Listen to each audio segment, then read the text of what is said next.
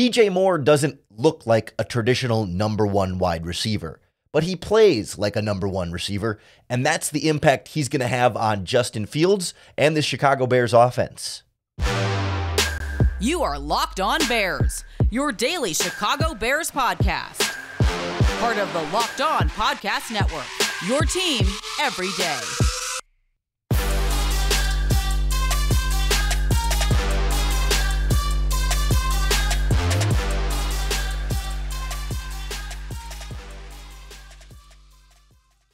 This is Locked On Bears, and I'm your host, Lorin Cox. I'm here to bring you your daily, in-depth Chicago Bears news and analysis. You can follow me on Twitter at CoxSports1. You can follow the podcast on Twitter at Locked On Bears. You can like Locked On Bears on Facebook. Join the Locked On Bears Facebook group for even more Bears talk. And make sure you hit that subscribe button on the Locked On Bears YouTube channel to keep up with all of our video podcasts as well.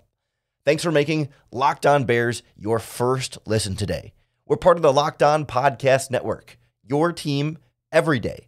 And on the show today, we get to better know your new Chicago Bears number one wide receiver, why he provides great value even at his $20 million cap hit this season, that the Bears have plenty of space to be able to absorb, how his presence affects everyone else on offense, and how that ripple effect of having DJ Moore makes so many other players better. But we start with him as an individual, his skill set, and how he offers that number one wide receiver ability to the Chicago Bears.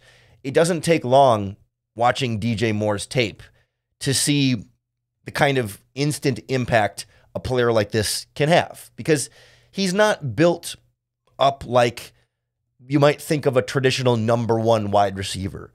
Right? When you think about the other names that maybe Bears fans were looking at, interested in, optimistic for, hoping for in a trade this offseason, DeAndre Hopkins, Devontae Adams, DK Metcalf, etc., not all of them even really realistically available.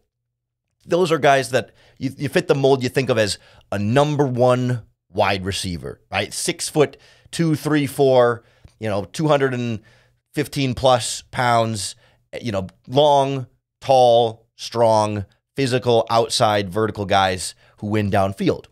And that's great. That is one way of being a number one wide receiver. But there's more.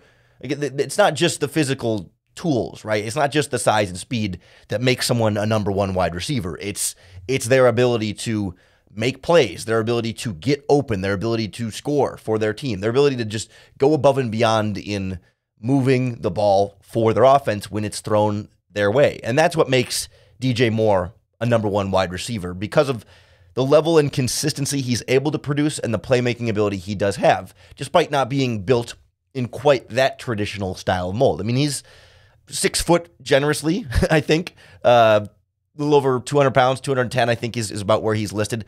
But it's strong, right? Because he's not as long, it's a little bit more dense and firm in there, so he can fight through contact really well, both before the catch and after the catch. He's a guy that you're not like, he's not small.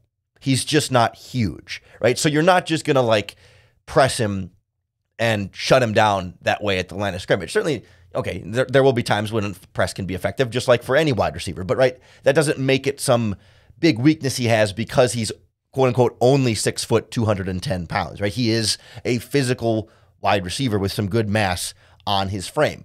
He is a great route runner.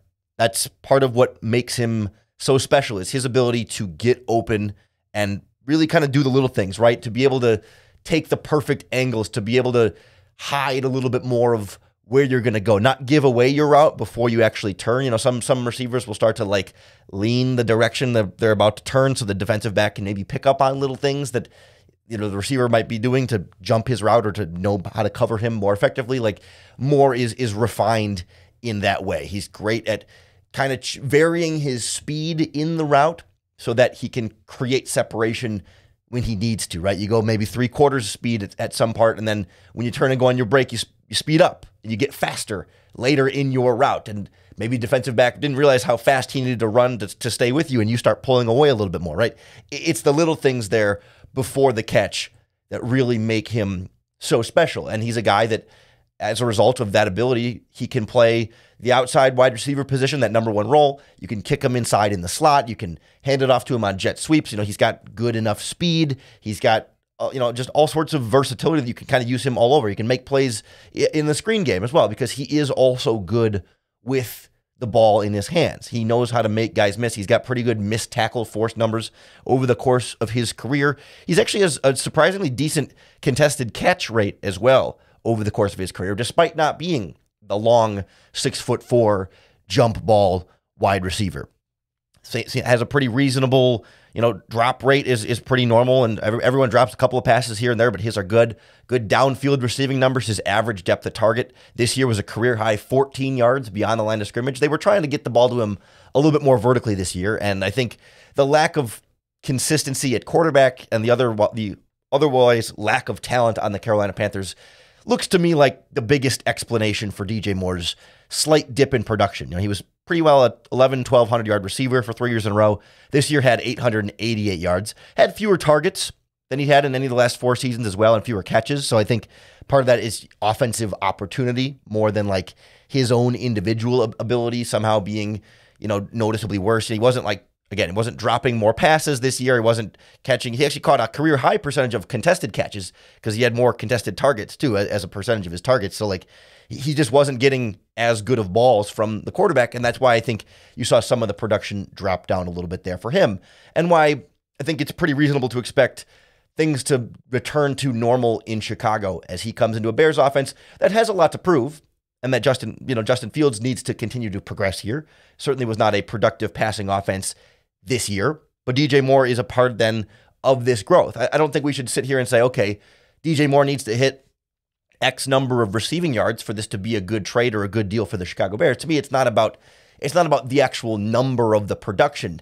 It's about what the passing game is able to do as a whole and what impact he has on Justin Fields. Again, even for Fields, right? Fields, for me, he doesn't need to hit 4,000 yards this season to feel like Fields took that next step as a passer. It's not about the number. It's about how many points they're scoring. Are they winning these games? Are they in the lead in these games? Is the offense moving the ball effectively downfield, right? Maybe they end up rushing in for more touchdowns than passing, and to me, it's not about the specific yard totals, but it's about what we see on tape, what we see in the results. Is the offense working? Is it moving the ball downfield? And DJ Moore can be such a huge part of that as that true number one level of talent at wide receiver that not only makes Justin Fields' job easier, but everyone else on offense as a result. We'll dive into that ripple effect that DJ Moore has on this Chicago Bears offense next on Locked On Bears. The Locked On Bears podcast is brought to you by Ultimate Football GM. You've heard us talking about this mobile app a little bit here and there, and if you thought you'd ever make a good general manager or always wanted to run your own football team, you got to give this game a try because it's not as easy as you might think to create a dynasty. Lord knows I've struggled a little bit with my in-world Chicago Bears franchise. Ultimate Football GM gives you complete control to manage every strategic aspect of your team as you play through seasons and the offseason to lead your team to glory. You can make a trade down to add a young wide receiver like DJ Moore with your own Ultimate Football GM franchise. You're in those decision-making windows, and you pick, you have to negotiate those trades and figure out what picks do I take, what players do I take, and where do I get the most value for building around my franchise. It's a challenging and realistic game world, completely free and playable offline whenever you want, how you want to. Locked On Bears listeners get a 100% free boost to your franchise when you use our promo code LOCKEDON in all caps in the game store. That's Locked On, all caps. So make sure to check it out today. To download the game for free, just visit ultimate-gm.com or look it up in your app store. That's ultimate-gm.com. Ultimate Football GM. Start your dynasty today. Beyond just DJ Moore being a true number one wide receiver for Justin Fields and, adding to the offense with his own production that he's just will generate on his own from being a talented football player, DJ Moore will make other receivers' jobs easier, and it comes at the perfect time. I really think being able to add a wide receiver of this caliber will have so many more effects than just, hey, one really good player added to the offense, because he is going to take so much more of the attention away from Darnell Mooney and Chase Claypool, and as a result, is going to make their jobs a lot easier. That's not to say that DJ Moore is going to be double teamed on every snap. He's not, and there aren't really, Justin Jefferson gets that, and maybe Devontae Adams sometimes, but right, there aren't very many wide receivers. Tyreek Hill. There's like 3 to 5 wide receivers in the NFL that might get double teamed all the time, but there are a lot more than 3 to 5 number one wide receivers, and DJ Moore's in that sort of latter category where he's going to be the guy that leads the offense in receiving yards and that defenses will focus on. But that's different than being double teamed every time. But it does create then easier matchups for Darnell Mooney and Chase Claypool. That when DJ Moore is on one side of the field, you can bet if there's a deep safety over there, the deep safety is going to keep more of his eye and his attention on DJ Moore, even if it's not a designed double team, but it's like they have to pick their poison, right? They have to, if I'm the safety and I'm responsible for 3 receivers, as I'm supposed to help out on any of these 3 receivers if they go deep, if they're all coming towards me and I have to like slightly pick one, I'm going to pick the biggest threat, right? That's just the smartest move. And that's where it's going to be DJ Moore. And that's going to maybe give the Darnell Mooney, the Chase Claypool, just a little bit more space to work. You're also going to see, in terms of like the actual player matchups that these guys get, right? In the same sense that the Bears would sometimes put Jalen Johnson on other teams' number one wide receivers. Sometimes he would shadow him across the formation, sometimes not. Or sometimes, you flip the formation so that Jalen Johnson is at least always on the same side as the other team's top receiver, even if he's not man-to-man shadow covering him across the formation.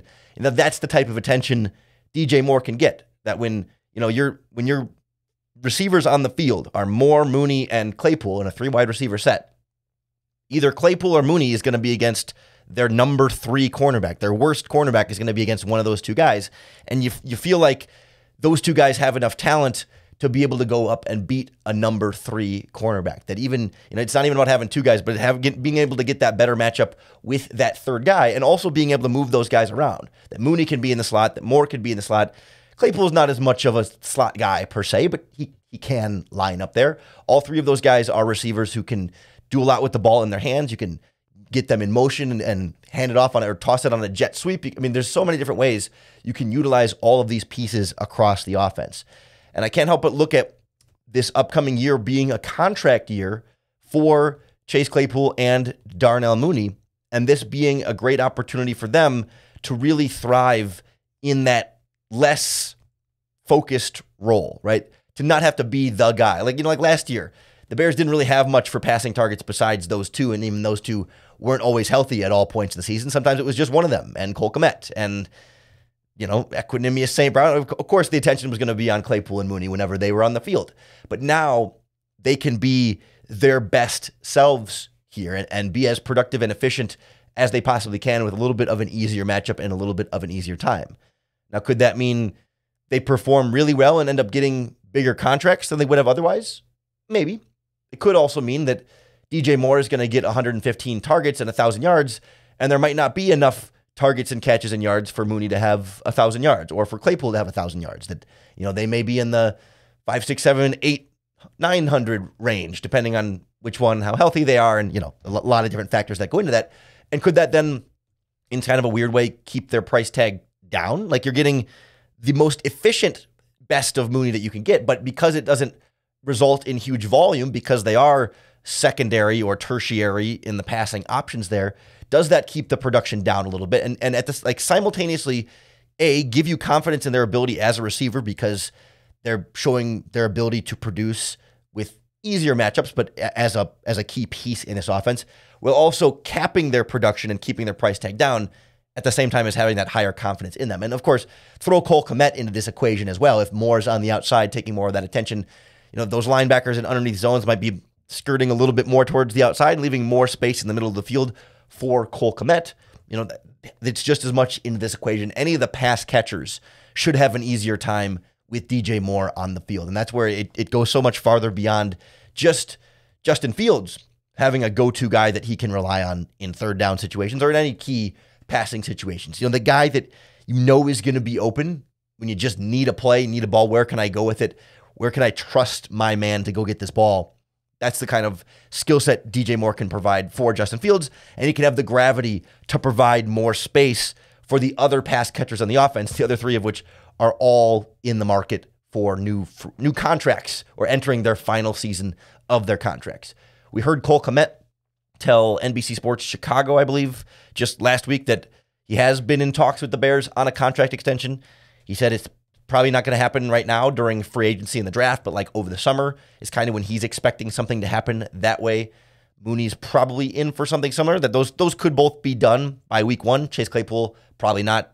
Jalen Johnson, probably not, is kind of where things seem to stand right now. But boy, they're all going to benefit from having somebody like DJ Moore in this Bears offense. And it's really going to be exciting to see how that all comes together and how that accelerates Justin Fields' development, because that's the whole key here, right? Just as you get, A.J. Brown for Jalen Hurts, and not that we can expect Justin Fields to do Jalen Hurts things this season, but Tyreek Hill for Tua Tagovailoa, all the different ways teams have gone out to get a number 1 wide receiver for their young quarterback and seen them take that next step forward. That's what DJ Moore is here to help do for the Chicago Bears.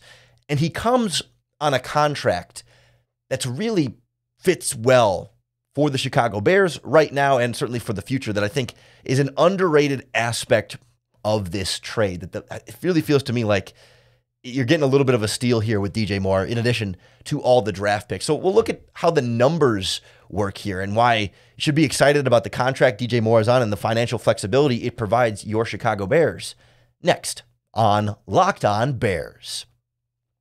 The Locked On Bears podcast is presented by our friends at FanDuel Sportsbook. It's America's #1 sportsbook because new customers right now will get a no-sweat first bet up to $1,000. That's money right back to you in bonus bets if your first bet doesn't win. Just download the FanDuel Sportsbook app. It's safe, secure, and super easy to use. And we're right in the thick of March Madness. The brackets are set, and you can bet all these games with our friends at FanDuel. Plus, the NBA season, the NFL draft, free agency, and so much more. There's a lot of different ways to play with FanDuel. So don't miss your chance to get your no-sweat first bet up to $1,000 in bonus bets when you go to FanDuel.com/lockedon. That's FanDuel.com/lockedon to learn more.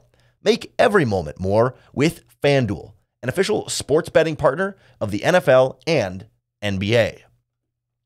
I've seen some Bears fans have mixed opinions and I think maybe misunderstandings about the contract that DJ Moore signed with the Carolina Panthers last year.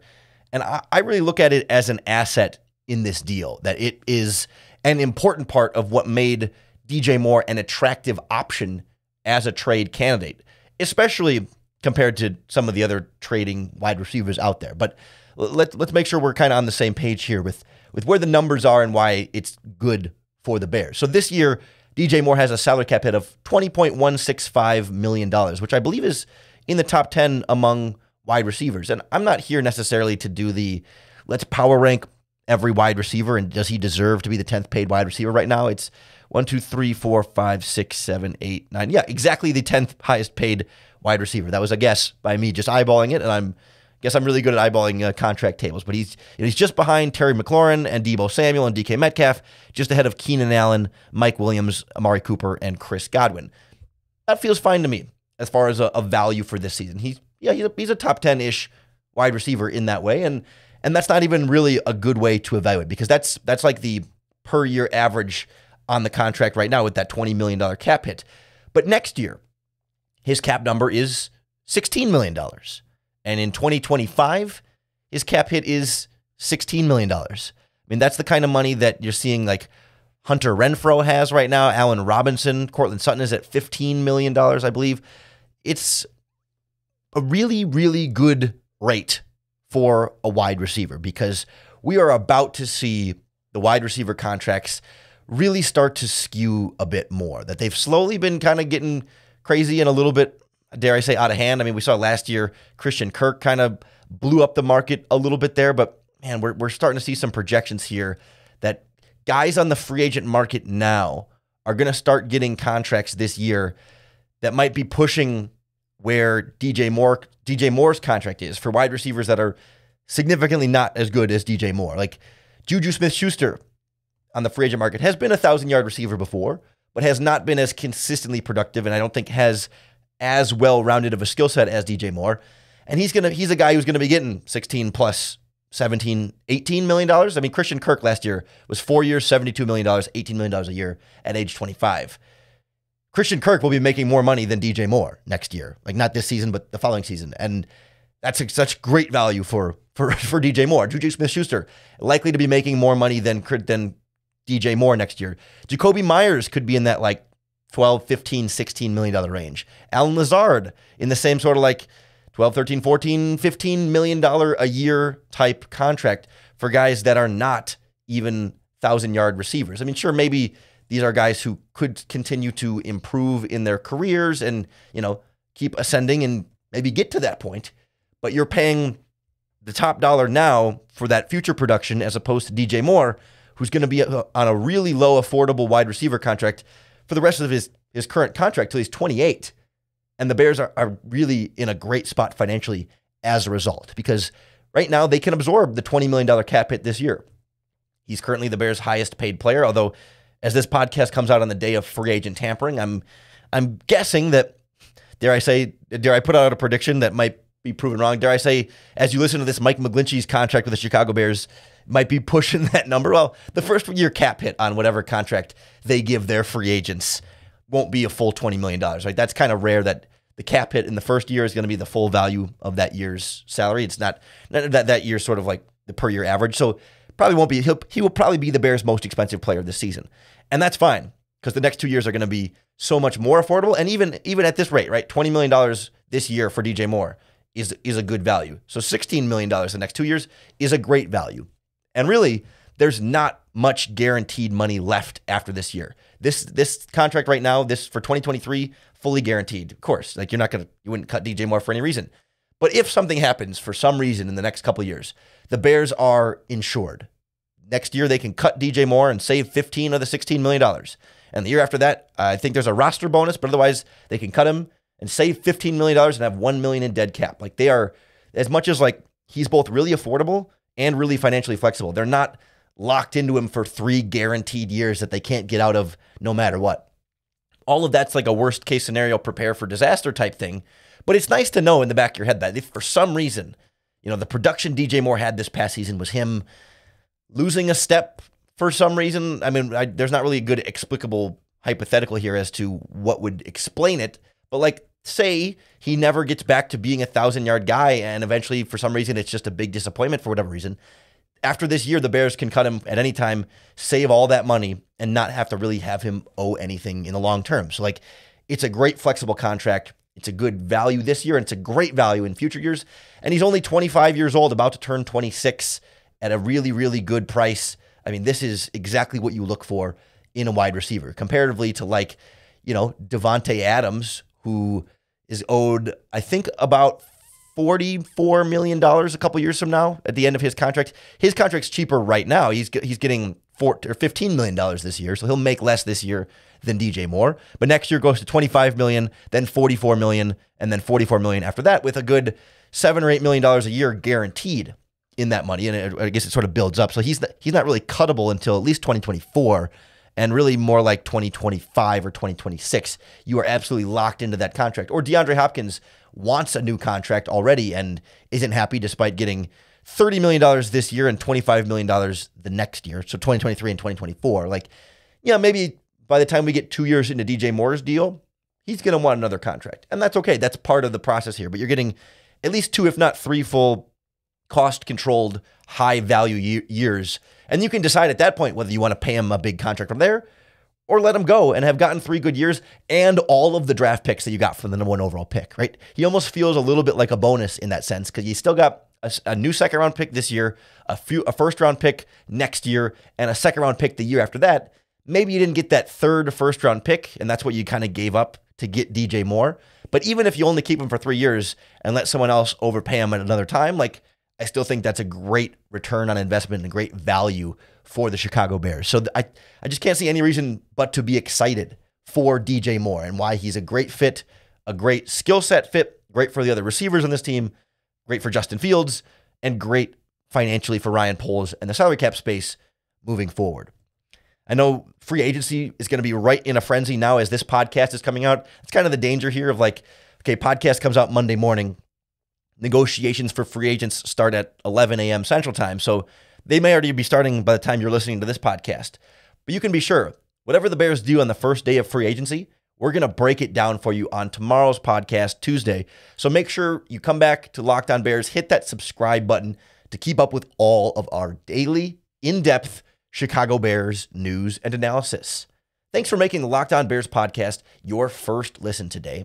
If you're looking for your second listen, check out the Locked On NFL podcast.